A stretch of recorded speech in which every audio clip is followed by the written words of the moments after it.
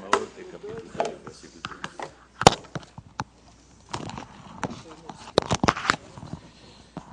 Bom dia, crianças, meninos e meninas, bom dia. Meus amados irmãos, bom dia. Nós estamos... Hoje o nosso tema está no capítulo 2, versículo 2 de 1 João. Um versículo só. D. Angelzinho não está hoje? Ah, está aí.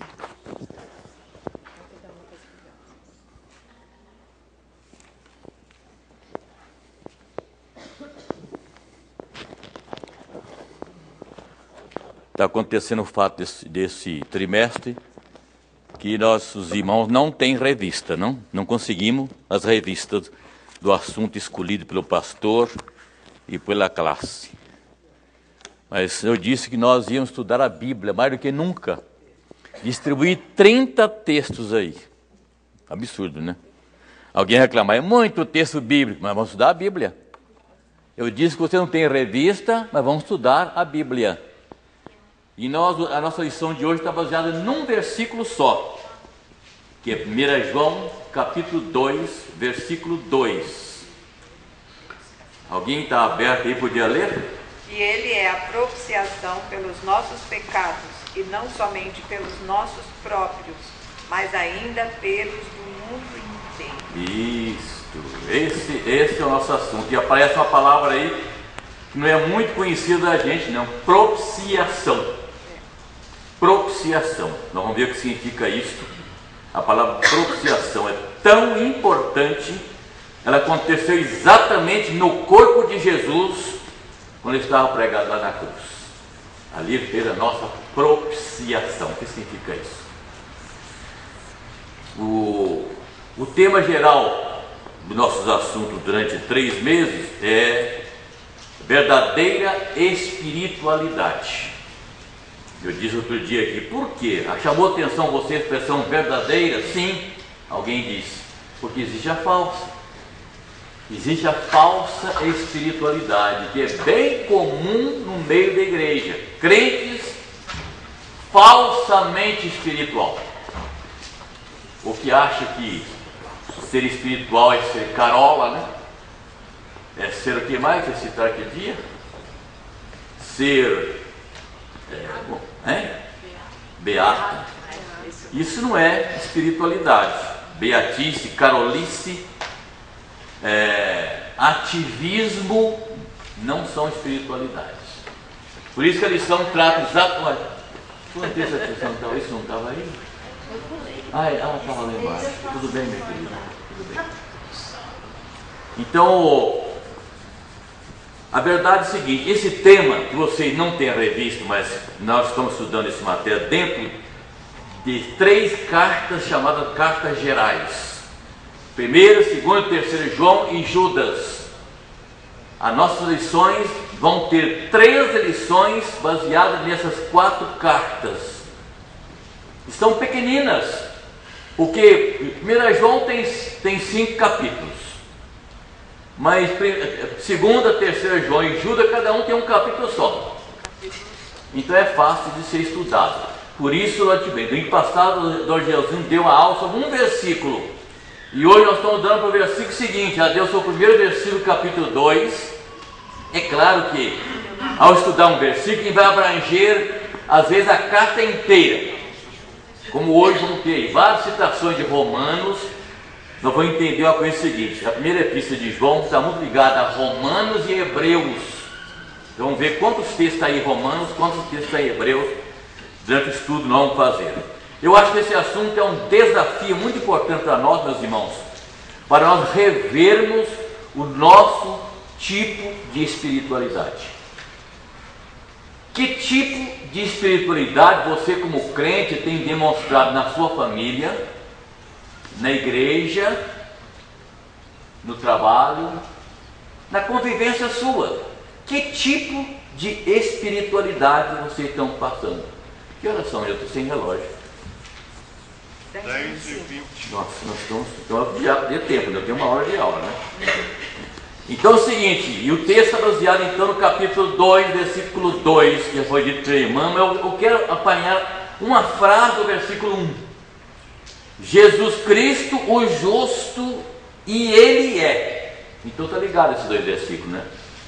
Jesus Cristo, o justo, e Ele é a propiciação pelos nossos pecados, e não somente pelos nossos próprios, mas ainda pelos do mundo inteiro. Quando eu li esse versículo, a expressão, não somente pelos nossos, mas pelo mundo inteiro, eu falei, tem que encontrar uma resposta para essa expressão aqui. Tem alguma coisa aqui que não está combinando com o contexto da Bíblia, né? Mas o que o apóstolo João quis dizer é o seguinte, quando ele disse nossos próprios, ele está falando dele e o grupo dele, dos apóstolos, coisa assim. Não está falando do mundo inteiro. No mundo inteiro, tá certo? Então o assunto de hoje é o remédio para o pecado. Existe remédio para o pecado? O remédio para o pecado. E se o texto diz propiciação pelos nossos pecados, então vou entender que o remédio para o pecado é o sangue de Jesus Cristo, por meio do qual ele fez propiciação.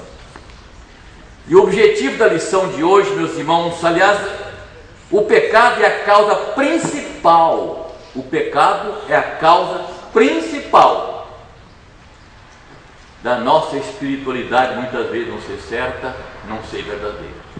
O pecado é a causa disso. E o objetivo da lição de hoje é entender que presta atenção nisso, o único remédio para combater o pecado é o sangue de Jesus Cristo. A lição é meio complicada, a lição nossa hoje é uma lição pesada. Eu estava lendo essa lição com a minha esposa e não entendi nada. Espero que a tua entenda lá. Vamos procurar fazer. É um assunto realmente, nós tratamos de palavras que não é muito familiar nossa. Propiciação. O que significa isso? Vamos ver, vamos definir esse termo. Então, o objetivo da lição hoje, o remédio para o pecado, é entender que o único remédio para combater o pecado é o sangue de Jesus Cristo.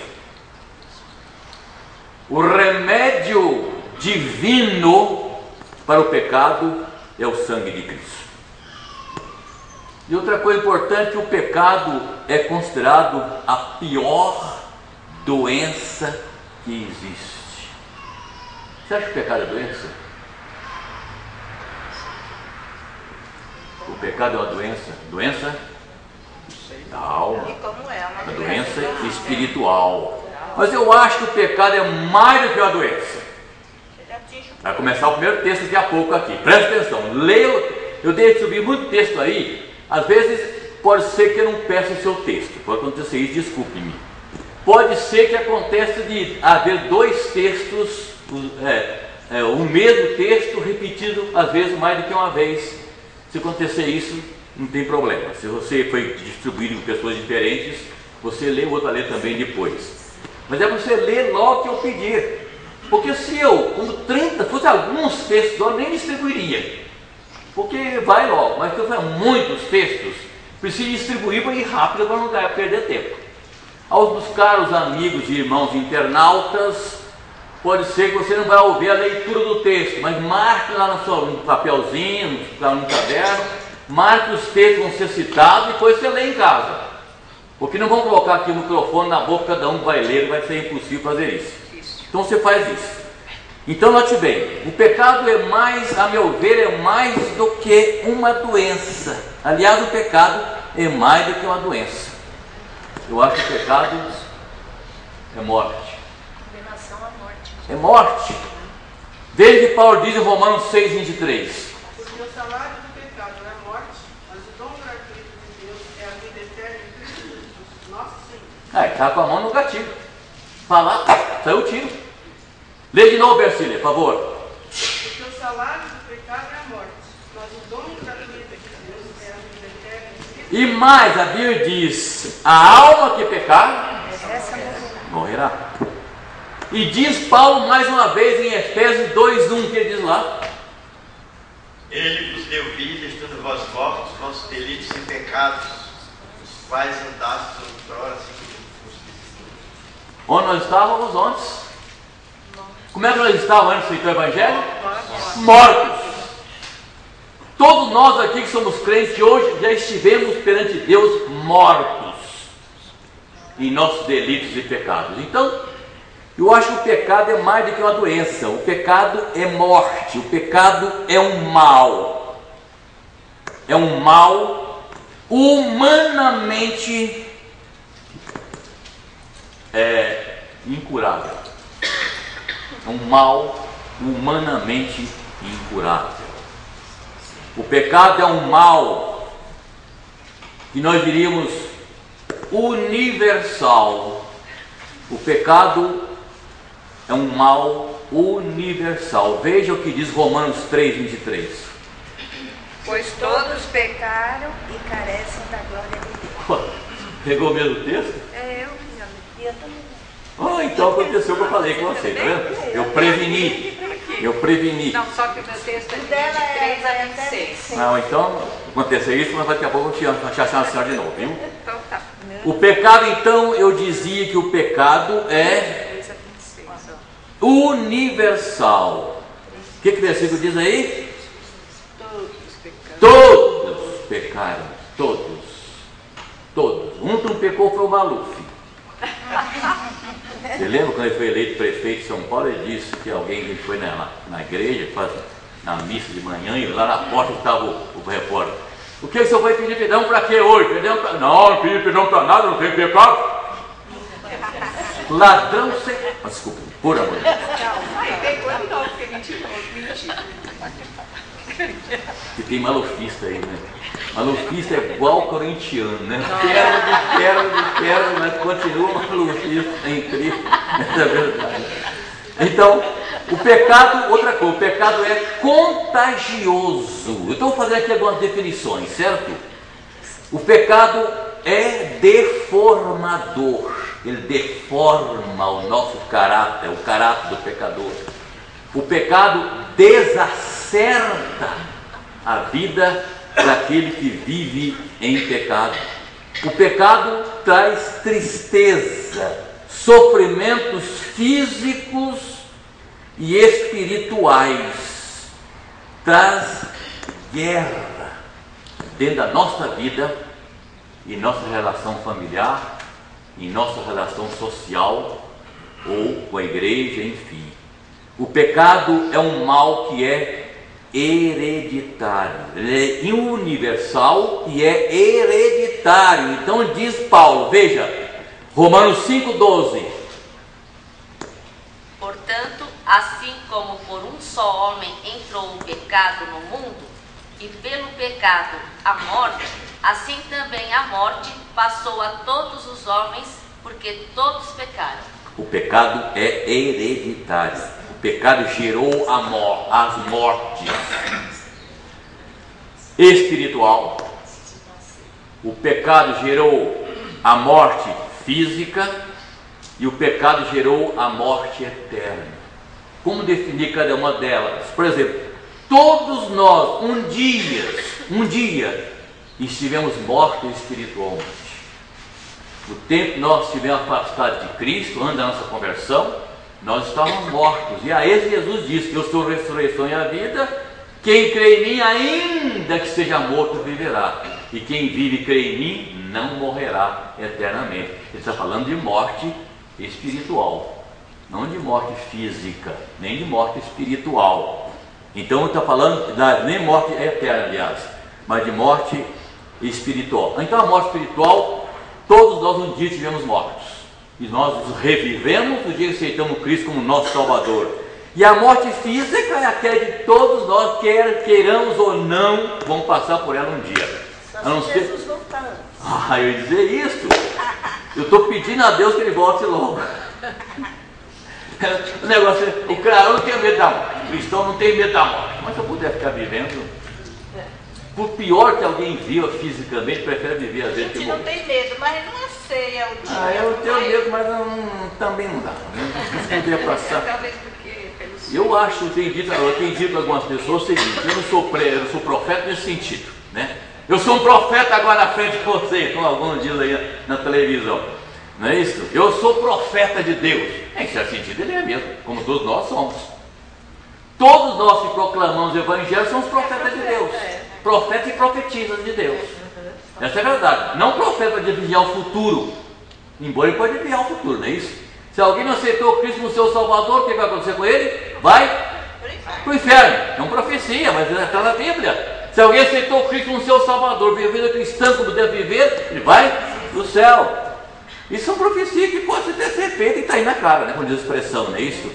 Mas a Bíblia nos fala disso. Então a morte física, essa é, todos nós vamos passar por ela, a morte orgânica, a não ser que Cristo volte antes disso. Então a gente vai passar pela morte física. E a morte espiritual, você sabe o que é, né? Morrer sem Cristo. Quem morre sem Cristo está perdido. Morte eterna. Espero que ninguém aqui passe por essa morte eterna. O que é essa morte eterna? Né? É vida eterna e Morrer sem Cristo. Ué. Morrer sem Cristo e por Sim, inferno. mas como é que fica? O quê? Fica. Não tem mais vida? Extermina? Não, não é isso não. Vida espiritual é nós, por exemplo, ao morrermos, nós sabemos que a nossa alma vai para o céu, né? Sim. O ímpio do morre, a alma para o inferno, que é considerado morte, a segunda morte. Mas ele também vai viver. É. Vai viver eternamente. Vai viver eternamente. Porque o que a Bíblia ensina, que tanto o gozo no céu como o sofrimento no inferno são eternos e conscientes. Porque há aqueles que pregam que o sofrimento no inferno vai ser, a pessoa morre, a alma vai para o inferno, ela fica lá anestesiada, como se não soubesse dor nenhuma. Mas a parábola do rico e Lázaro é bem clara. O rico sofria atormentado nas chamas, e o pobre no seio de Abraão. E o próprio Abraão disse: esse sofreu antes, hoje goza alegria de estar na presença do Senhor. E você que gozou sua vida à vontade, regalada e esplendidamente, hoje sofre o castigo. A vida eterna e perdição eternas. Mas é isso, não é que extinção. Porque há uma outra doutrina perigosíssima chamada extinção. Testemunha de Jeová. Se eu morrer, se alguém morreu sem Cristo, ele não vai padecer no inferno, não. Ele desaparece, é extinto. Que nem animal. Então, muita gente não se preocupa com isso. Porque se eu morrer, eu vou para o inferno, vai ser como queimar um papel, como queimar qualquer coisa, combustível, acabou. Não é assim. O sofrimento da alma será eterno na presença. Testemunha de Jeová não prega Jesus Cristo como Deus, único e suficiente Salvador. como suficiente Salvador. O pecado mata. O pecado, a Bíblia diz, a alma que pecar morrerá. O pecado rouba a felicidade da pessoa. No último versículo do Salmo número 1, fala assim: pois o Senhor conhece o caminho do justo, mas o caminho dos ímpios perecerá, não tem o sentido de desaparecer, o caminho dele perecerá, longe do Senhor, longe do caminho do Senhor. Para esclarecer melhor esse ponto do sofrimento eterno, em 2 Tessalonicenses 1, 8 e 9, em chama de fogo, tomando vingança contra os que não conhecem a Deus e contra os que não obedecem ao Evangelho de nosso Senhor Jesus Cristo, estes sofrerão penalidade de eterna destruição, banidos da face do Senhor e da sua glória, do seu poder. Aí dá o sentido também que ela está achando que é, né? Que vai desaparecer. No sentido de perdição, é só o fato de estar sofrimento longe da presença de Deus, é verdade? Então o pecado mata, o pecado rouba a felicidade. Diz o Salmo 32: enquanto calei os meus pecados, envelhecei os meus ossos, sofrimento físico. Enquanto calei os meus pecados, envelheceram os meus ossos, e a tua mão pesava sobre mim. Então o pecado rouba a nossa felicidade. O pecado destrói a nossa relação com Deus. Veja Isaías 59, 1 e 2. Caiu o cachimbo de alguém.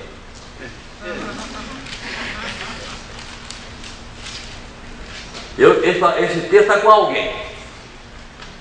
Quem encontrar o primeiro para ler. Eis que a mão do Senhor não está encolhida, para que não possa salvar, nem surdo o seu ouvido para não poder ouvir. Mas as vossas iniquidades faz separação entre vós e o vosso Deus, os vossos pecados encobrem o seu rosto de vós, para que vos não ouçam. Não é que Deus não ouça nossas orações, nosso clamor, não é que Ele não veja, mas os nossos pecados fazem divisão entre nós e o nosso Deus. Não há cura humana para o pecado. A indústria médica, a indústria farmacêutica, talvez seja a indústria que mais cresceu nesses últimos anos, procurando encontrar soluções para as enfermidades novas que aparecem. Ela é desafiada a cada momento que aparece uma doença nova, e aparece uma doença nova constantemente. É preciso preocupar de encontrar um remédio, encontrar uma vacina ou coisa assim. Mas a ciência médica, a ciência farmacêutica que mais evoluiu no mundo, não pode produzir um remédio, uma vacina para os efeitos do pecado. Outra coisa, o mal que o pecado causa a nós não é diagnosticado. Os maiores raios-x do mundo, nas ultrassonografias maiores, mais importantes, mais sofisticadas, não vai detectar essa doença em nós. É uma doença espiritual, que não é detectada por nenhum aparelho que essa ciência, que os homens tenham descoberto. Nenhuma religião pode absolver alguém dos seus pecados. Ninguém. Da sua culpa de pecado.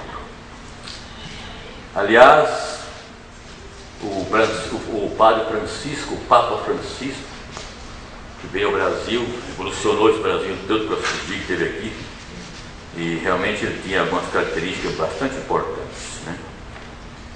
E quando ele falava, até parecia que ele era um pastor que estava pregando, né?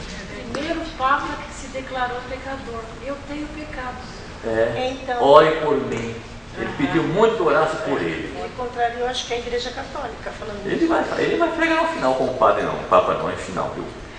Mas ele lembra que ele instaurou lá na praia vários confessionários? Lembra disso? Vários confessionários, escalou padres, esses mais graduados do Brasil, para atender pessoas. E ele mesmo escolheu 5 jovens para ir confessar com ele. E um desses jovens foi entrevistado, não se lembram? O repórter perguntou: e aí, como foi? Ele disse: eu estou tão feliz porque ele me perdoou todos os meus pecados de toda a minha vida. É de arrepiar, né? O rapaz está tão feliz e disse: sim, eu confessei para ele, e ele me perdoou os meus pecados, todos os meus pecados, para toda a minha vida. Falsa promessa. Ele fez aquele jovem uma falsa promessa, porque a Bíblia diz o que em Mateus 9,6? Olha, para que saibais que o Filho do Homem tem na terra autoridade para perdoar pecados, disse então ao paralítico: levanta-te, toma a tua cama e vai para a tua Quem casa. tem autoridade para perdoar pecado? Só Deus. Só Deus pode perdoar pecado. Quem tem Marcos 2,7 aí, pode ler? A gente podia falar isso para o Papa, né? Ah. Por que falar ele deste modo? Isso é blasfêmia. Quem pode perdoar pecados senão um, que é Deus? Quem disse isso, hein? Os inimigos de Jesus. Eram pessoas inimigas de Jesus, que viram perdoando pecado. Quem pode perdoar pecado? Eles fizeram essa declaração. Não eram discípulos de Jesus Cristo, não. Eles queriam pegar Jesus com alguma coisa e disseram: você perdoa o pecado das pessoas, só quem pode perdoar o pecado é Deus. Olha, os inimigos reconheciam isso. Então note bem que uma falsa promessa, né? Uma falsa promessa. Só leu Marcos 2,7, né, dona Ana? A Bíblia ensina que o pecado só pode ser curado ou perdoado por Deus. E o remédio divino para o nosso pecado é o sangue de Jesus. Jesus Cristo justo, Ele é a propiciação pelos nossos pecados, e não somente pelos nossos próprios, mas ainda pelos do mundo inteiro. Pelo mundo inteiro. Note que a palavra aqui em destaque é a palavra propiciação. Propiciação. O que significa isso? Jesus Cristo, o justo, é a propiciação pelos nossos pecados. Aqui algumas definições de propiciação. Propiciação é um sacrifício oferecido a Deus por Jesus Cristo, com o propósito de remover a inimizade introduzida pelo pecado entre Deus e o pecador. Eu vou repetir isso aqui, viu? Que é importante. A propiciação é um sacrifício oferecido a Deus por Jesus Cristo, com o propósito de remover a inimizade introduzida pelo pecado entre Deus e o homem. E somente Cristo pode fazer uma propiciação certa e perfeita. Ele é a propiciação pelos nossos pecados, e não somente pelos nossos próprios, mas pelo do mundo inteiro. Então essa é a propiciação. Propiciação é também outra coisa, outra definição. Propiciação é também a obra de Cristo que satisfaz todas as exigências de Deus, de sua justiça, de suas santidades divinas, para que Deus possa agir de alguma maneira, de maneira beneficente aos pecadores. Porque, como diz lá Lamentações de Jeremias, a misericórdia do Senhor é a causa de não sermos consumidos. Se não fosse a misericórdia de Deus, ninguém permaneceria vivo diante de Deus, seria consumido. Então a propiciação é a obra de Cristo que satisfaz todas as exigências de Deus, de sua justiça e santidade divinas, para que Deus pudesse agir em benefício dos homens. Porque se não fosse a misericórdia de Deus, todo dia eu agradeço a Deus, quando eu peço meus perdão dos meus pecados, e peço que Deus me cubra com o manto da sua graça, que é melhor do que a vida, que é maior do que os meus pecados.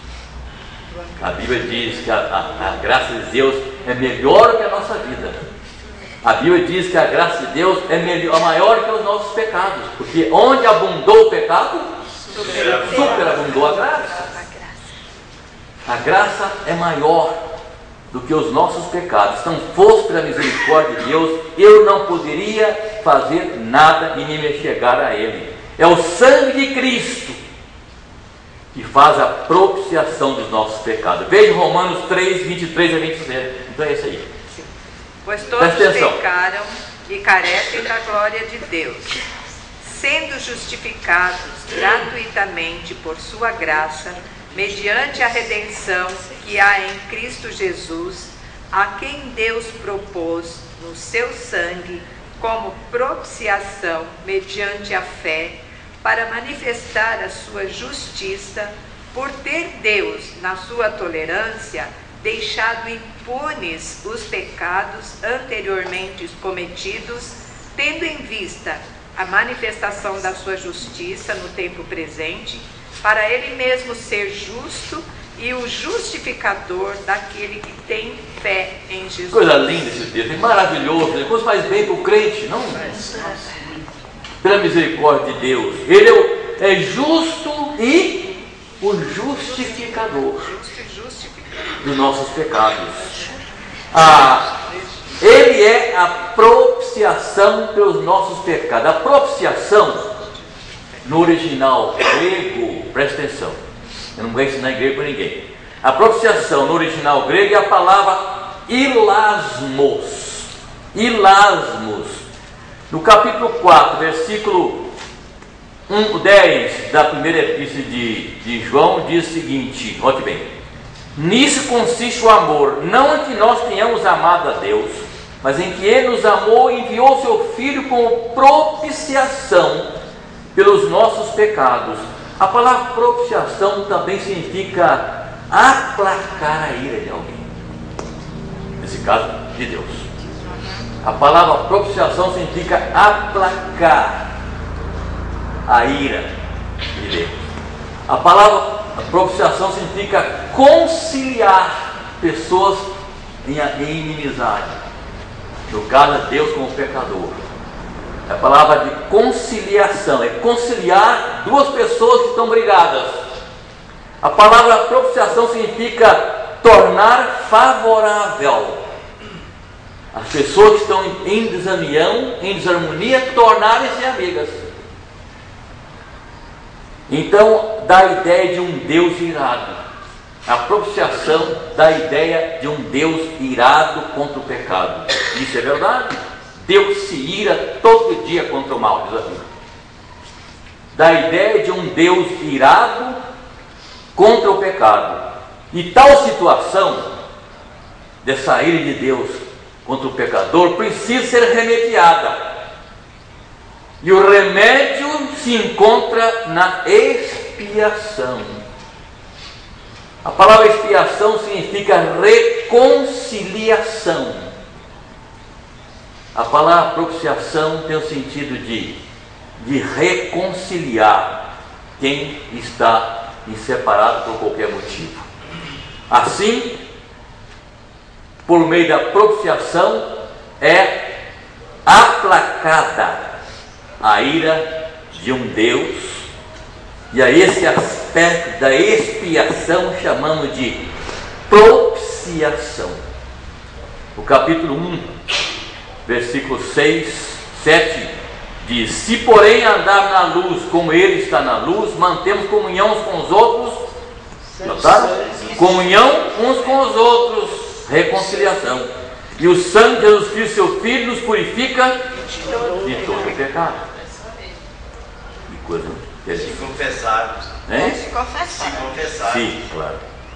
Então aqui nesse verso 7, capítulo 1, 1 João, o sangue de Jesus é apresentado como purificador dos nossos pecados. Purifica. A ideia que nós temos lá no capítulo 51 de Salmo, o versículo 2, quem tem isso aí? Salmo 51, 2. Caiu outro cachimbo. Dormiu. Vem, não. Já está aberto aí para você. Lava-me completamente da minha iniquidade e purifica-me do meu pecado. Isso é salvação, hein? É salvação. Alguém pegou o texto lá, não encontrou. Lê de novo, meu caro, isso aí. Lava-me completamente da minha iniquidade e purifica-me do meu pecado. A ideia que a Bíblia dá de pecado é algo nojento, é algo asqueroso, Sujo. sujo. Por isso que ele fala lava. Então aqui a expressão do versículo 2 é que Ele limpa, purifica. O versículo diz: purifica de todos os nossos pecados. O texto diz: se porém andar na luz como Ele na luz está, mantemos comunhão uns com os outros, e o sangue de Jesus Cristo nos purifica de todo o pecado. E o Salmo 51, 2 diz isso. Isso significa então uma coisa interessante, que a morte de Jesus Cristo, simbolizada pelo seu sangue, quando a Bíblia fala de sangue de Jesus, está falando de morte de Jesus. Porque os sacrifícios feitos lá nos holocaustos, e eu vou dizer daqui a pouco uma coisa sobre isso, mas antecipando, quando a pessoa oferecia um animal para perdão dos seus pecados, ele era entregue ao sacerdote, e aquele animal era morto lá no lugar próprio, no holocausto lá próprio, e ele trazia o sangue do animal e mostrava para a pessoa: o animal morreu em seu lugar. Se não houvesse sangue, então não podia provar isso. O sacerdote era obrigado a trazer. A pessoa colocava o animal, em certas circunstâncias eram 2 animais, e colocava a mão sobre a cabeça de um animal, dizendo: estou transferindo meus pecados para esse animal. E ele era levado lá para o holocausto, e lá era sacrificado, e a pessoa trazia o sangue e mostrava: ó, ele morreu por você. É por isso que chamava o lugar da propiciação. É, o lugar da propiciação. Então, o que eu estou dizendo mesmo? Então é o seguinte: isso significa que a morte de Jesus, simbolizada por seu sangue, realiza esse efeito em nós. O pecado é pago. O pecado, que é a sujeira em nós, é lavado. Salmo 51, 7. Purifica-me e ficarei limpo. É só isso? Lava-me e ficarei mais alto que a neve. Isso. Purifica-me, eu ficarei limpo. Lava-me e ficarei mais alto do que a neve. Então, entendendo, meus irmãos, que o objetivo da propiciação é tanto para Deus como para o pecador. Vamos dizer que pelo lado divino, a propiciação é um Deus que é pacificado. A sua justiça é feita através da morte de seu Filho Jesus Cristo na cruz.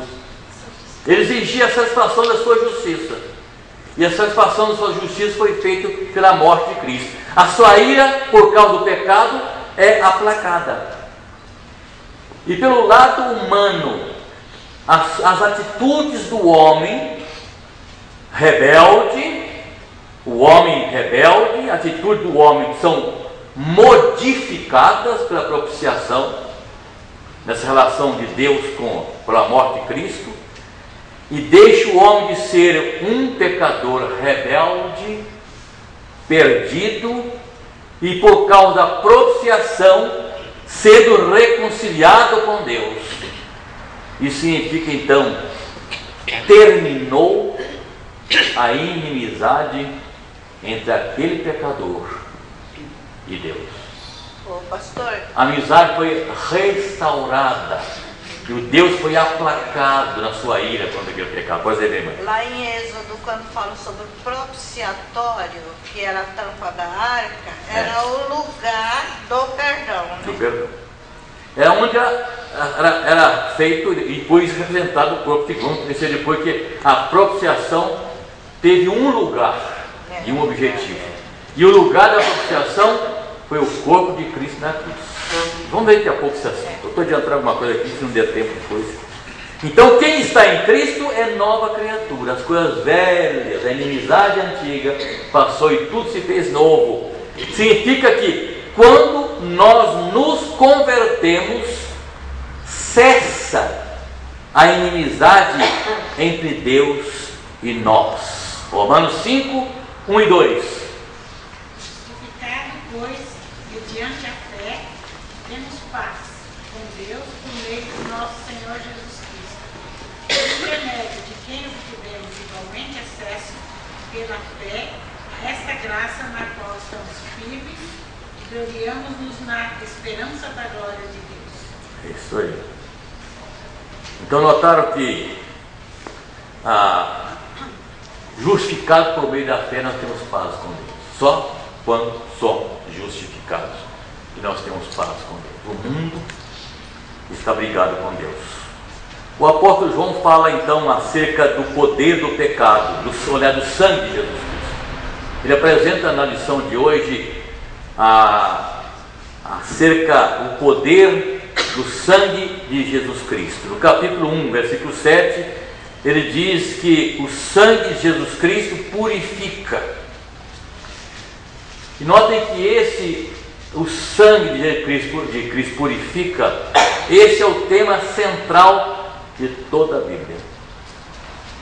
A Bíblia é um conteúdo de seus 66 livros, Velho e Novo Testamento, estão exatamente dentro desse tema. O sangue de Jesus purifica. E está do Gênesis até o Apocalipse. No Velho Testamento, o sangue de Jesus foi prefigurado através dos sacrifícios e holocaustos de animais. Imagine um lugar do templo onde os animais eram mortos, era um lugar mais terrível. Tanto sangue estava por lá, né? Tanto sangue. Devia ser uma coisa até bem nojenta, né? Deus me perdoe. Mas de tanto sangue, dos animais que eram mortos e ali eram colocados os seus sangues, eram queimados. Porque o sangue era a vida.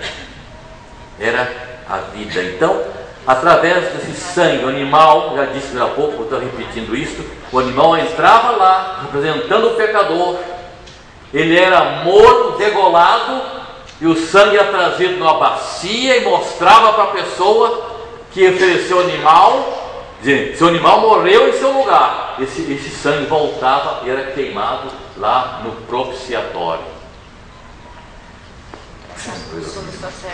E aí no Novo Testamento? No Novo Testamento, o sangue de Jesus é derramado na cruz para a nossa redenção. O sangue de Jesus é garantia da nova aliança. Eu vou citar aqui vários textos agora provando a respeito do que faz o sangue de Jesus. Então esteja atento aos seus textos aí. O primeiro texto que eu vou citar aqui é Mateus 26, 28. Porque isso é o meu sangue, o sangue da nova aliança, derramado em favor de muitos para a remissão dos pecados. O senhor vai ter outro versículo, não é só isso, não. Porque isto é o meu sangue, o sangue da nova aliança. O mesmo versículo dela? Essa pessoa está ficando meio doida. Então, note bem. Primeira coisa aqui, o sangue de Jesus é garantia da nossa nova aliança. E qual é a nova aliança? Qual era a aliança anterior e qual é agora? A aliança antigamente era por meio do sangue de animais. E aquele sangue representava o sangue de Jesus num dia ser derramado. E agora ele faz uma nova aliança do seu sangue. O sangue na velha agora... aliança, o sangue era entregue para o sumo sacerdote que espargia em cima da arca. E na nova aliança, o sangue de Cristo. Cristo ofereceu-se a si mesmo. Ele é o nosso sumo sacerdote. Cristo foi o sacerdote, ele foi a vítima e ele se ofereceu a si mesmo em nosso lugar. Outra coisa é o seguinte: o sangue produziu a libertação dos nossos pecados. Quem tem Apocalipse 1:5, leia. E da parte de Jesus Cristo, a fiel testemunha, o primogênito dos mortos e o soberano dos reis da terra, aquele que nos ama e, pelo seu sangue, nos libertou dos nossos pecados. Pelo seu sangue. Eu estou falando aqui do valor do sangue de Jesus Cristo. Alguns versículos vão provar o que o sangue de Jesus faz. O sangue de Jesus nos aproxima de Deus e dos irmãos. Efésios 2:13. Mas agora em Cristo Jesus, vós que antes estáveis longe, fostes aproximados pelo sangue de Cristo. Isso, nós somos aproximados do sangue de Cristo. E nós somos o que então uns dos outros? Irmãos. Nós fomos aproximados uns dos outros. Pelo sangue de Jesus nos deu acesso. O sangue de Jesus nos deu acesso ao Pai. Hebreus 10:19. Tendo, pois, irmãos, intrepidez para entrar no Santo dos Santos, pelo sangue de Jesus, tem continuação. Pode ler. Hebreu 20. Pelo sangue de Jesus, pelo novo e vivo caminho que ele nos consagrou pelo véu, isto é, pela sua carne.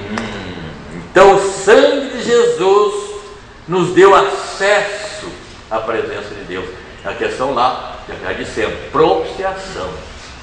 Tirou a inimizade nossa com o nosso Deus. Por meio do sangue de Cristo somos aperfeiçoados. Hebreus 13, 20 e 21.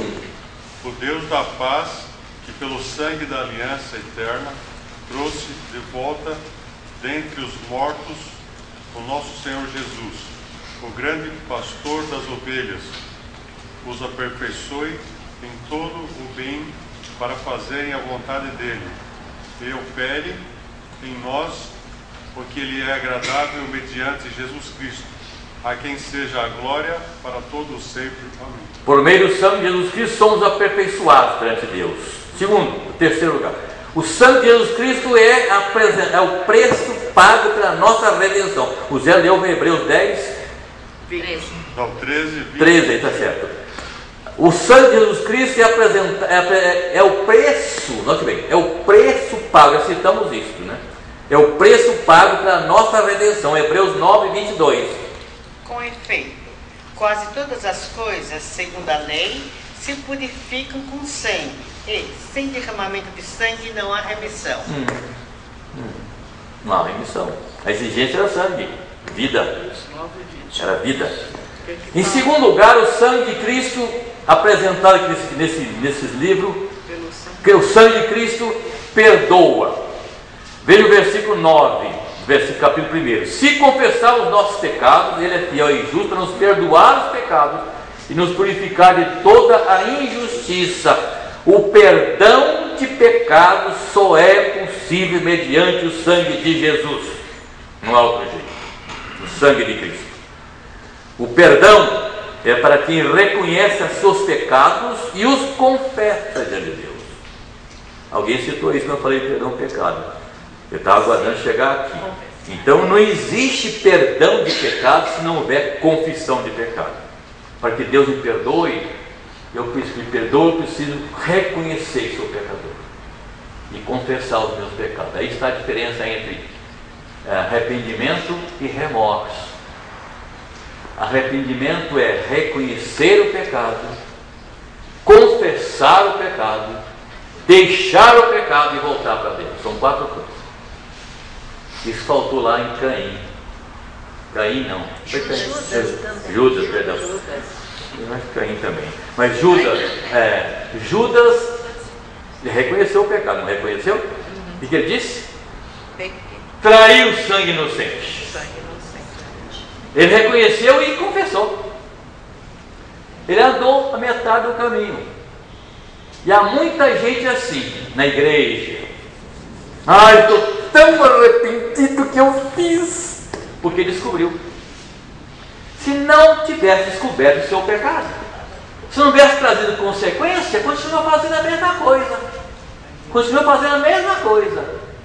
Mas o dia que descobre, como eu estou arrependido. Não é arrependimento, é com remorso.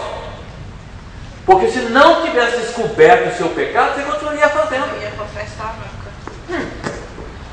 Mas como apareceu, quando eu ouvi, pastor, você não pode fazer isso publicamente, porque eu tenho minha família, e daí? Você não pode avisar, porque o conselho tem que... quando ele trata de um processo, de um crente que ele chega ao ponto de ser disciplinado da igreja, é preciso avisar a igreja, publicamente. E nossa Constituição diz isso. Há pastores que não avisam porque não deve cair no mal, cair da simpatia da igreja, mas está cometendo um erro. Tem que avisar publicamente por que esse irmão foi disciplinado. É verdade? E quantas vezes a pessoa pergunta, pastor, por favor, você não vai avisar, né? Vou. Domingo que vem eu vou avisar a escola de cal. Se você não quiser ouvir, se não esteja lá, porque eu vou avisar. Se minha família tiver, problema seu. Não pensar nisso antes de cometer o seu pecado. Está sendo? Então, o que eu estava falando mesmo? Eu botei? Confessar o pecado. Confessar os nossos pecados. Confessar, não ficar com remorso. Ainda bem que vocês estão acordados, né? Eu já dormi. Então é o seguinte, então a diferença entre pecado e remorso, né? Arrependimento. Se você arrependeu, você volta para Deus. E eu conheci irmãos no meu ministério, 52 anos de ministério, e irmãos cometeram um flagrante terrível, coisas terríveis. Foi levado a fazer. Por isso que nós temos que orar todo dia. A oração do Pai Nosso, que diz lá no finalzinho, não nos deixe cair em tentação. Eu posso ser tentado, não posso? E nós somos tentados, todos nós, numa área da vida. O pecado não está eu ser tentado, mas eu cair na tentação. Então, quem está de pé, Muito que não cai. Quem pensa que Eu tenho certeza que deve ser isso aí. Você tem que aprender na Bíblia, porque na Bíblia está isso. Só quem pensa está de pé. Hoje eu citei porque eu sempre ouvi isso aí. É verdade. Quem pensa está de pé. Será que está de pé? Veja, não cai. Os detalhes, não. O diabo não quer de pé. O diabo faz coisa que você não acredita que ele fez. Ele fez? Ele fez, ele faz.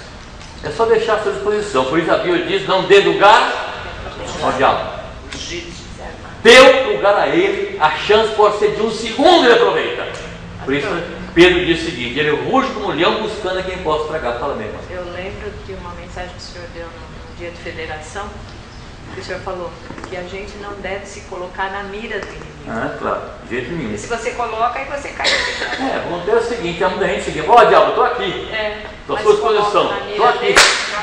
Oferece modos, maneiras, oportunidade para ele cair. Vigiai e orai, porque não entreis em tentação. Foi lá no Eliá que o senhor fez essa palestra. Foi com a palestra. Está todo mais acordado do que eu. Quem leu o Salmo 32:5? Alguém leu isso aqui? Não? Já leu? Confessei o meu pecado e a minha iniquidade não mais ocultei. Disse: confessarei ao Senhor as minhas transgressões, e tu perdoaste a iniquidade do meu pecado. Para que Deus perdoasse a iniquidade do seu pecado, o que ele fez? Confessou os seus pecados. Confessou os seus pecados. O que diz Provérbios 28:13, Naldo? Quem encobre as suas transgressões nunca prosperará, mas os que as confessam e deixam alcançarão misericórdia. Esse menino conhece a Bíblia de cor. Eu queria ter um presbítero assim. Ele prospera.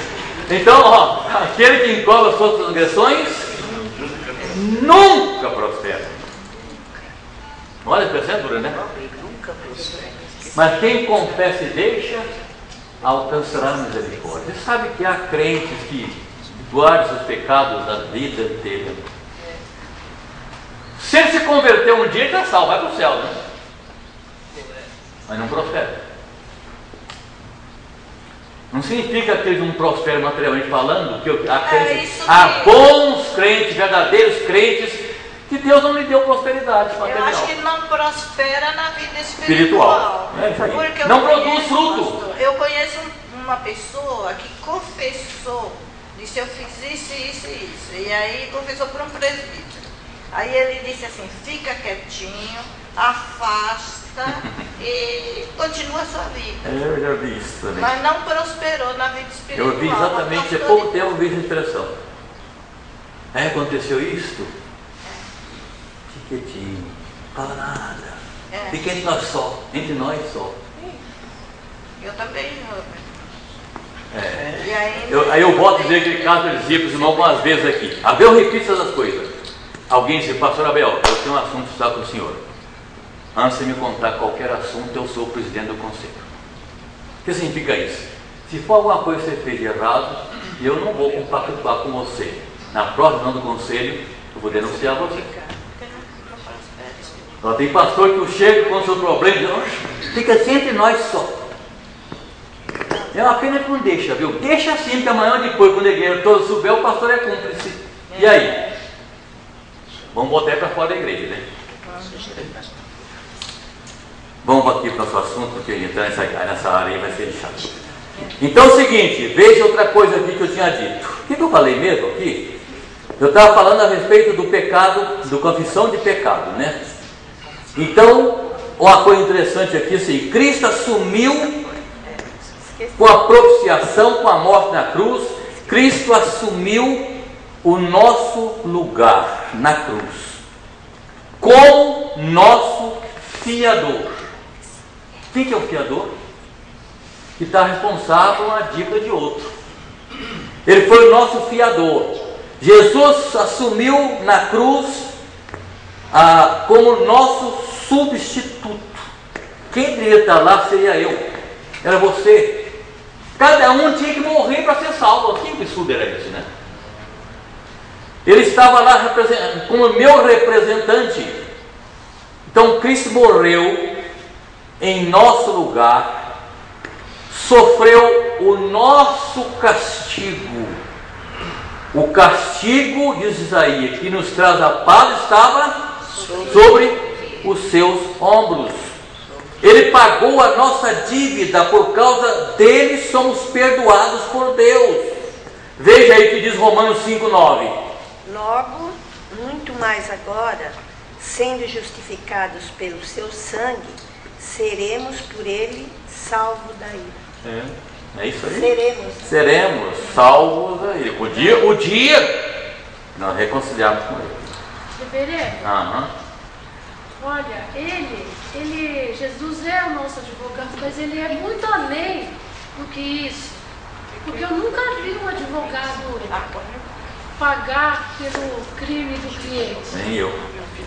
Ele é muito além. Muito além, claro, muito além. Não fica vergonha. Ele está falando de advogado aí.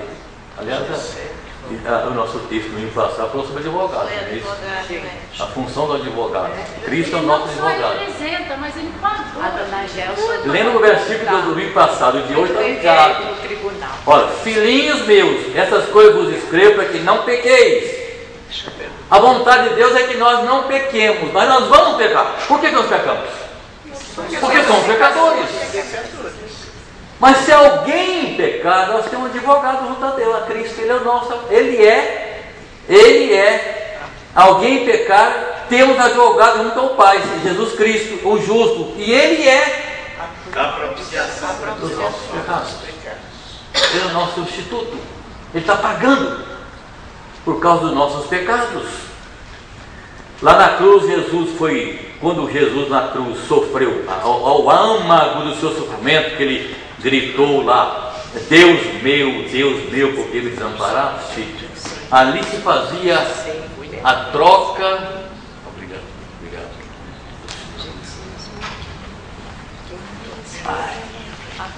Que bom, né? Obrigado. Ali se fazia a maior transação que o mundo conheceu. Deus trocava o seu filho por nós. Eli, Eli, lama sabachthani. Deus meu, por que me desamparaste? Naquele momento, quando os pecados nossos caíram sobre Jesus, quando aconteceu a propiciação no corpo de Jesus, a impressão que Deus não estava presente. Não olhou. E ele se sentiu desamparado e disse, Deus meu, por que me desamparaste? Deus fazia naquela hora, naquele momento, a maior troca que nunca se deu antes nem depois. Ele trocou o seu filho Jesus por você e por mim. Não é extraordinário? Eu disse que esse assunto é muito pesado, mas é muito importante, viu? Muito importante. Eu falei com minha esposa, fico orando para que eu possa falar alguma coisa, entender, as pessoas entender o que estão falando, porque é coisa muito profunda, muito extraordinária, graças a Deus. Quem tem Isaías 53:5, leia. 53:5. Mas ele foi transpassado pelas nossas transgressões e moído pelas nossas iniquidades. O castigo que nos traz a paz estará sobre ele, e pelas suas pisaduras o povo sarado. Ele tinha que passar por aquilo, não é isso? Quem assistiu aquele filme de Mel Gibson, como diretor, a Paixão de Cristo, foi uma coisa terrível. Meu Deus, que coisa tremenda, que coisa tão clara, não? Foi horroroso o sofrimento de Jesus. Um dia desse eu estava conversando com alguém e disse, aqui não foi tanto assim não, foi pior do que aquilo. Porque lá ele bateu ele até sangrar, mas a Bíblia diz que ele foi moído. Alguém pegou um moedor de carne, botou a coisa dentro e moeu, o que saiu lá embaixo? Carne moída. Ele foi moído pelas nossas transgressões. O pecado que nos traz a paz, como é que é lá? O castigo que nos traz a paz estava aos seus ombros. E pelas suas pisaduras fomos sarados. O sofrimento de Jesus não foi brincadeira, porque aquilo que Deus exigia que alguém fizesse para satisfazer a sua justiça. E nenhum homem podia fazer aquilo. Então o que Deus fez? Deus virou homem. E a verdade é o seguinte: Deus morre? Deus morre? Não. Morreu. Então, o contexto é o seguinte: Deus não morre. Por isso que a Bíblia fala da humanidade de Jesus. Deus foi verdadeiramente homem, porque ele tinha que ser verdadeiramente homem para morrer. Teria que ser humano. E verdadeiramente Deus. E verdadeiramente Deus. Isso é interessante. Alguém deu Romanos 5, 9? Já foi lido, né? Quando fala o castigo que nos traz a paz, essa expressão, o castigo que nos traz a paz, quando nós erramos e que nós sofremos o castigo, aquilo é como se apaziguasse o meu interior. Foi o pecado do homem que levou Jesus à cruz. Não foram os soldados que maltrataram Jesus, não foi que mataram Jesus Cristo, foram os nossos pecados. Ele morreu por mim. Ele morreu por mim. Foi a decisão dele. Claro. Eu vou dizer daqui a pouco isso. Eu vim para isso. Então, o pecado, olha bem, não, ele assumiu os nossos pecados aí. Foi o pecado do homem que levou Jesus à cruz. Não o pecado de todos os homens, mas o pecado de muitos. Hebreus 9, 28, quem tem isso aí? Hebreus 9, 28. Assim também Cristo, tendo se oferecido uma vez para sempre para tirar os pecados de muitos, aparecerá a segunda vez, sem pecado, aos que aguardam para a salvação. Ele apareceu e tirou o pecado de muitos, não de todos. É os predestinados. Já está entrando lá. Esse camarada é demais. Então é o seguinte, nota o seguinte: essa ideia de que Cristo morreu por, a teologia pregada por aí, que Cristo morreu por todos os homens, não tem sentido dentro da Bíblia. Veio por todos, não tem sentido da Bíblia. Então o pecado de todos, mas de todos, não o pecado de todos os homens, não o pecado de muitos. Hebreus 9, 28, a irmã acaba de ler. Ele se ofereceu a Deus para tirar o pecado de muitos. Isaías 53, 11. Ele verá o fruto do penoso trabalho de sua alma e ficará satisfeito. O meu cetro, o justo, com seu conhecimento, justificará muito, porque a iniquidade deles levará frutos. Ele justificará muitos, não todos. Tem mais aqui. Ele deu sua vida por suas ovelhas. João 10, 15. Assim como o Pai me conhece a mim e eu conheço o Pai, e dou a minha vida pelas ovelhas. Deu a vida pelas ovelhas, não foi para todo mundo não. Para salvar a sua igreja. Efésios 5, 25. Caiu o cachimbo de alguém. Efésios 5, 25. Não sei se está dentro da lição, o senhor que sabe. Efésios 5, 25 está dizendo isso. Vossos maridos, amai vossas mulheres, como também Cristo amou a igreja, e a si mesmo se entregou por ela, tá certo? Botou o marido no meio. Tinha que botar o marido no meio. Não é isso? As mulheres também. Ô minha irmã, lê esse texto de novo. É muito bonito esquecer. Lê de novo, por favor. Olha, maridos. Tem muitos maridos aqui. Vai, mulher, leia. Lá vai. Marido, amai vossas esposas, vossas mulheres. Olha vocês, marido. Porque também Cristo amou a igreja e a si mesmo se entregou por ela. Ei, obrigado, minha irmã. Esse versículo é bonito, maravilhoso, que aí mexe com a família da gente também, não é isso? Então, para salvar a sua igreja, morreu para salvar, a Divinado acabou de dizer, os eleitos de Deus. Jesus sabia por quem ele estava morrendo, pelos eleitos de Deus. Mas parece que o versículo 2 fala alguma coisa diferente, nós estamos falando até agora. Ele é a propiciação pelos nossos pecados, não somente pelos nossos próprios. Guarda a expressão aqui, nossos próprios. Ele está se identificando um grupo. Mas ainda pelos do mundo inteiro. Mundo inteiro, nós acrescentaríamos dos eleitos de Deus.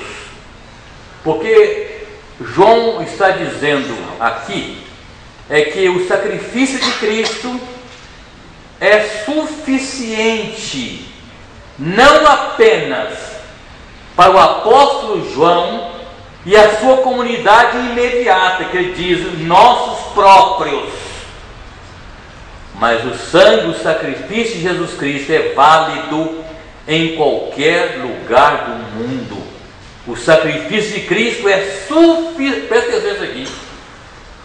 O sacrifício de Cristo é suficiente, isto é bastante para salvar o mundo inteiro. Eficaz. Mas ele é eficiente, eficaz para salvar somente os eleitos de Deus. Eu vou até repetir isso, viu? Eu até me achei aqui agora, então, o sacrifício de Cristo é suficiente, isto é bastante para salvar o mundo inteiro. Mas ele é eficiente, eficaz para salvar somente os eleitos de Deus. E no 3 diz, se guardarmos os seus mandamentos. Não tem portão. Então, outra coisa, a respeito da morte. A morte de Cristo é suficiente, isto é bastante para todos. Mas só é eficiente, eficaz para salvar os que creem. Deus amou o mundo de tal maneira que deu seu Filho unigênito para que todo não pereça. Deus amou o mundo inteiro. Mas a todos quantos o receberam. A todos quantos receberam. Tendo o privilégio de ser chamados filhos de Deus. Coisa muito interessante. Posso falar só uma coisinha? Não. Né? Porque a gente tem aqui quando eu falo não, eu acho que é assim, né? Está falando não e a partir do tabernáculo, né? Mas o sangue foi derramado muito antes. Né? Ele foi derramado lá, foi derramado no Éden, quando o homem foi expulso e Deus matou um animal e cobriu. Isso! Né? O sangue foi derramado quando Noé saiu da arca e ele matou os animais.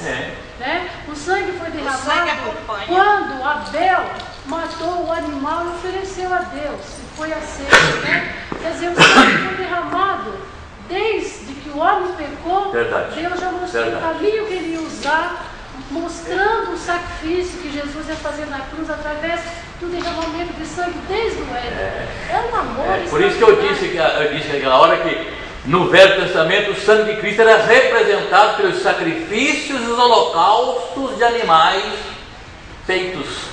Todos aqueles animais mortos, como o Daniel citou aqui, aqueles animais representavam o sangue de Jesus Cristo. Alguém tinha que morrer para que o pecado fosse perdoado.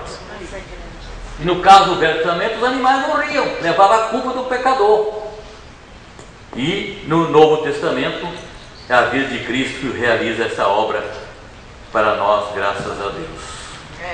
Eu pedi já a Mateus 26, 28? Não, né?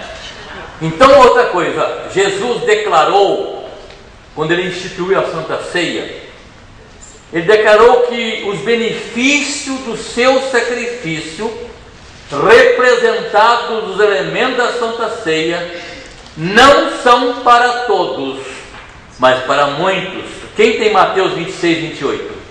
Porque isto é o meu sangue, o sangue da nova aliança, derramado em favor de muitos, para a remissão dos pecados. Derramado em favor de muitos, não para todos, mas para muitos. Ele derramou seu sangue para a remissão dos pecados de muitos e não de todos.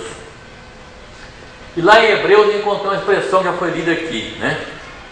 Sem derramamento de sangue não há remissão de pecado. Sem derramamento, a dona Débora citou muito bem esse fato aí. Sem derramamento de sangue não há propiciação. Isso significa que o pecado de Adão, que passou os efeitos para todos nós, era infinito. O pecado de Adão era infinito. O homem contraiu com o seu pecado uma dívida infinita com Deus, uma dívida humanamente impagável. Então, precisava que houvesse um homem infinito. Um homem infinito seria um homem que não tivesse cometido pecado nunca na vida. Esse homem não existia. Então o anjo diz a João, lá no capítulo 1, versículo 14, diz o quê? Esse não está com ninguém esse texto. O verbo se fez carne e habitou entre nós, cheio de graça e de verdade. E vimos a sua glória, glória do unigênito do Pai. Não existia esse homem sem pecado. Deus então se fez homem.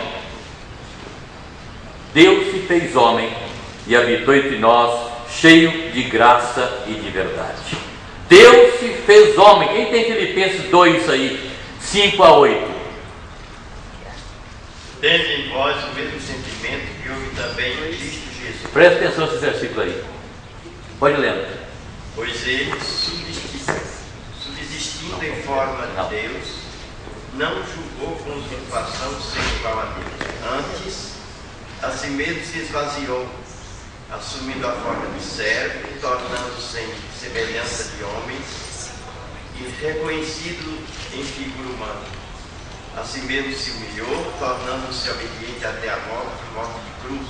Ele não teve usurpação de ser como a Deus, mas tornou-se homem para assumir o nosso lugar. Deus se fez homem. Deus ofereceu, Jesus ofereceu ao Deus Pai o seu sangue. Aquilo, única coisa que seria aceito por Deus como meio de propiciação. Não havia outra coisa que pudesse oferecer para Deus que servisse de propiciação. Então Deus se fez homem, Jesus ofereceu a Deus Pai o seu sangue, aquilo que seria aceito por Deus como meio de propiciação, a morte de alguém. Alguém teria que morrer. Deus exigia, para satisfazer a sua justiça contra o pecado, uma vida. Perfeito. Perfeito. Cordeiro perfeito. Um cordeiro perfeito, muito bem. João 3,16. Deus amou o mundo de tal maneira que deu o seu Filho unigênito. Eu disse que Jesus ofereceu a Deus o seu sangue, aquilo que seria a única coisa que seria aceita por Deus como meio de propiciação. E lá está o versículo que é o resumo da Bíblia. Deus amou o mundo de tal maneira que deu o seu Filho unigênito para morrer na cruz, para que todo nele cresça, tivesse a vida eterna. Deus exige, para satisfazer a sua justiça contra o pecado, a vida de alguém. E ele ofereceu o seu próprio Filho para isso. Alguém teria que morrer. Jesus disse no meio da sua agonia, quando previa a sua morte, lá no jardim de Getsemane, ele disse: Senhor, se possível, passa de mim esse cálice em que eu bebo. Isto é, se é possível salvar esse mundo pecador sem que eu morra, faça isso, Senhor. Contudo, seja feita a tua vontade. E esse desejo de Jesus foi desafiado. Viu que Ladrão na cruz disse para ele: se você é o Cristo, desce daí, tire nós também daqui. Ele foi desafiado. O desejo dele foi desafiado. Senhor, se é possível, faça que eu desça daqui. O ladrão disse: se você é o Cristo, faça isto. O que ele disse? Para esse momento eu vim. O lugar da propiciação, meus irmãos, foi o corpo de Jesus pendurado na cruz. Se vão localizar o momento dessa propiciação acontecer, vamos dizer que o lugar da propiciação foi o corpo de Jesus pregado na cruz. O corpo de Jesus tornou-se o lugar da propiciação. Quem tem Colossenses 2,14? É o segundo sinal, nós estamos encerrando. Colossenses 2,14. Tendo cancelado o escrito dívida que era contra nós e que constava de ordenanças, o qual nos era prejudicial, removeu inteiramente, encravando-o na cruz. O corpo de Jesus tornou-se o lugar da propiciação. O seu sangue era o meio e o seu corpo era o lugar. O apóstolo Pedro, na primeira epístola de Pedro 2:24, diz o quê? Carregando ele mesmo em seu corpo, sobre o madeiro, os nossos pecados, para que nós, mortos para os pecados, vivamos para a justiça. Por suas chagas foste sarados. Muito bem. Isaías 53, 4-6. Certamente ele tomou sobre si as nossas enfermidades e as nossas dores levou sobre si. E nós o reputávamos por aflito, ferido de Deus e oprimido. Mas ele foi traspassado pelas nossas transgressões e moído pelas nossas iniquidades. O castigo que nos traz a paz estava sobre ele, pelas suas pisaduras fomos sarados. Todos nós andávamos desgarrados como ovelhas, cada um se desviava pelo caminho, mas o Senhor fez cair sobre ele a iniquidade de nós todos. A minha e a sua também, viu? Então repito, o seu sangue era o meio e o seu corpo era o lugar. E Pedro diz isso aí. É por isso que na primeira aula que nós damos sobre esse epístola de João, nós vimos que havia uma grande inimizade, uma grande heresia que entrava na igreja. Por isso João defendeu com veemência a importância da humanidade de Cristo. João defendeu a questão da humanidade de Cristo. Veio no capítulo 4 da sua primeira epístola, capítulo 1, versículo 1, capítulo 1, versículo 1 da primeira epístola, ele diz o seguinte: o que era desde o princípio, o que temos ouvido, o que temos visto, como os nossos olhos próprios, nossos próprios olhos, o que nós contemplamos e as nossas mãos apalparam. Porque o Gnosticismo dizia que Cristo não tinha corpo. O corpo que ele apresentava ter era uma ilusão de ótica. E o que ele diz lá na segunda epístola, segunda epístola, versículo 7? Ele diz o seguinte, presta atenção. Ele disse: pois há três. É isso não. Segunda epístola, onde está? Segunda epístola, versículo. Eu estou me perdido aqui, versículo 7. Ele diz o seguinte: porque muitos enganadores têm sido pelo mundo fora, têm saído pelo mundo afora, os quais não confessam Jesus Cristo vindo em carne. Assim é o enganador e o anticristo. Ele diz: nós vimos esse Jesus, nós ouvimos esse Jesus, nós apalpamos esse Jesus, ele é real. Então, negar a encarnação de Cristo é destruir o local da propiciação, o corpo de Cristo colocado na cruz. E onde foram, como alguém leu há pouco aí, Colossenses 2,14, foi nesse corpo colocado na cruz que os nossos pecados foram encravados e perdoados. Então agora volta aqui no finalzinho, estou encerrando. O nosso versículo de hoje foi esse aqui. Usando a frase do versículo 1: Jesus Cristo justo, Ele é a propiciação pelos nossos pecados. E não somente pelos nossos, dizia o apóstolo João, mas ainda pelo do mundo inteiro, isto é, de todos os eleitos de Deus. Deus amou os seus eleitos antes da fundação do mundo, e mandou o seu Filho Jesus Cristo morrer por eles. Que Deus os abençoe, meus irmãos. O tempo que passou foi muito bom. Domingo que vem o assunto da lição, quem vai dar, a senhora? Eu vou ficar com as crianças por causa é o último domingo. O presbítero Inalva vai dar aula. O presbítero Inalva está dando aula identificando o verdadeiro cristão. Isso tem uma matéria aí. Então aí, onde está a verdadeira espiritualidade? Verdadeiro cristão. Vamos ficar de pé, vamos fazer a oração encerrando. Agradecemos, Senhor, por esta manhã. O Senhor nos trouxe à sua casa. Louvamos o teu nome do estudo da tua palavra, sobretudo um assunto dos mais importantes da nossa vida, porque nós, pecadores, fomos substituídos pelo teu Filho Jesus Cristo, que lá na cruz do Calvário, sobre o seu corpo, realizou a nossa propiciação, derramando o seu sangue para a nossa salvação. Louvamos, Senhor, por Jesus Cristo. Louvamos pelo teu amor imerecido. É pela tua graça, Senhor, que nós fomos salvos, somente pela tua graça e pela tua misericórdia, que é a causa de não sermos consumidos, porque ela se renova a cada manhã. Não somos salvos por nós mesmos, mas pelo amor do Senhor, enviando seu Filho como propiciação pelos nossos pecados. Dá-nos consciência disso, e que nós sejamos mais gratos pelo grande presente que o Senhor nos deu, Jesus Cristo. Em nome dele nós oramos. Amém. Muito obrigado a vocês todos. Uma boa tarde. Obrigado. São maravilhosos.